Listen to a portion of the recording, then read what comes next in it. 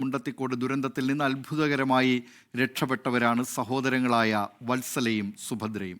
പ്രാണനും കൊണ്ട് ഓടുന്ന വഴിക്ക് അവർ കണ്ടത് നടുക്കുന്ന കാഴ്ചകളാണ്. സുഹൈൽ മുഹമ്മദ് തയ്യാറാക്കിയ റിപ്പോർട്ട് കാണാം. മുണ്ടത്തിക്കൂട് ആ വലിയ ദുരന്തത്തിൽ നിന്ന് തലനാരിക്ക് രക്ഷപ്പെട്ട രണ്ട് സഹോദരിമാർ നമ്മോടൊപ്പം ഉണ്ട്. വത്സ ചേച്ചിയും സുഭദ്ര ചേച്ചിയുമാണ്. ഇന്നലെ നമ്മളൊരു പ്രതികരണം എടുത്തിരുന്നു. അത് നമുക്ക് സുഭദ്ര ചേച്ചിയിലേക്ക് പോവാം. എന്തോ ഒരു സംഭവം വന്ന് തലയ്ക്ക് വീണു, എന്താന്ന് കണ്ടില്ല. ഓടും കഷ്ണം പൊട്ടിയതാണോ വേറെ വല്ലതും വന്ന് വീണതാണോ എന്ന് അറിയില്ല.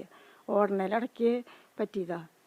അവിടെ എന്ത് ചെയ്തോണ്ട് തിരിഞ്ഞിറക്കിയായിരുന്നില്ലേ? അതെ, ഞാൻ തിരിഞ്ഞിറക്കിയായിരുന്നു. അപ്പോൾ അതൊക്കെ കഴിഞ്ഞിട്ട് എനിക്ക് നിന്നു.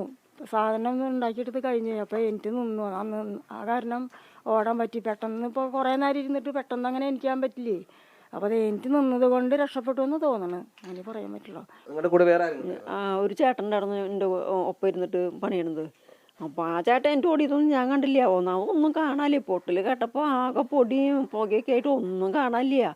ഞാൻ ഓടിയിട്ട് കുറച്ച് കഴിയുമ്പോൾ തിരിഞ്ഞു നോക്കിയപ്പോൾ ചേച്ചി എൻ്റെ പിന്നാലെ ഓടി വരുന്നുണ്ട്. ഓടിയിട്ട് അവൾ അവിടെ കണ്ടത്തിൽ വീണു. അപ്പോൾ ചേച്ചിനെ ഞാൻ പിടിച്ച് ഏൽപ്പിച്ചു.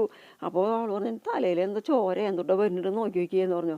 അപ്പോൾ ഞാൻ നോക്കുമ്പോൾ ചോര എൻ്റെ വരുന്നുണ്ട്. തലയിൽ തൊട്ടയ്ക്കപ്പോൾ ഇത്ര കൈ അങ്ങനെ താന്ന് പോയി ഒരു ഓട്ട. അപ്പോൾ എന്തോ അങ്ങനെ കുത്തിയതാണ് വന്നിട്ട്.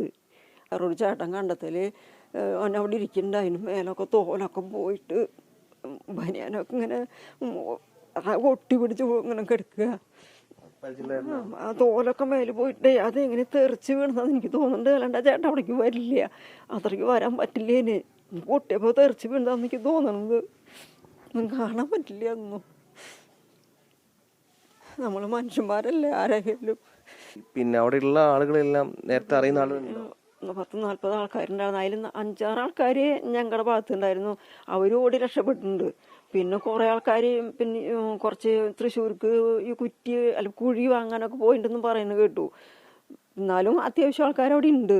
അവരൊക്കെ ഈ കുടം പോലത്തെ സാധനത്തിൽ മരുന്ന് നിറയ്ക്കായിരുന്നു. അപ്പോൾ അവിടെയാണ് പൊട്ടലുണ്ടാവുക. അപ്പോൾ തീയ എല്ലാം പിടിച്ചിട്ടുണ്ടാവില്ലേ. അടുത്തിങ്ങനെ മരുന്ന് വെച്ചിട്ടാണല്ലോ കോരി നിറയ്ക്കണത്. ആശ്വാസം നമ്മൾ രക്ഷപ്പെട്ടു. പക്ഷെ നമ്മുടെ കൂടെ തൊട്ടടുത്തുള്ളവര്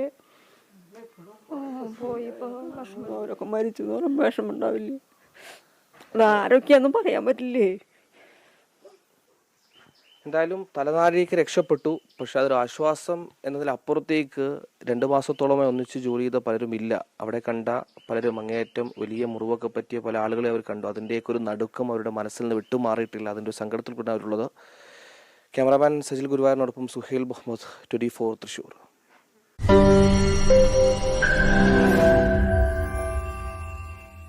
ലോകത്തെവിടെയായാലും ഏത് സമയത്തും 24 വാർത്തകളും ഓഗ്മെന്റഡ് റിയാലിറ്റി പാക്കേജുകളും എക്സ്പ്ലെയിനറുകളും വിശദമായി കാണാൻ ഞങ്ങളുടെ യൂട്യൂബ് ചാനൽ നിങ്ങൾക്ക് സബ്സ്ക്രൈബ് ചെയ്യാം.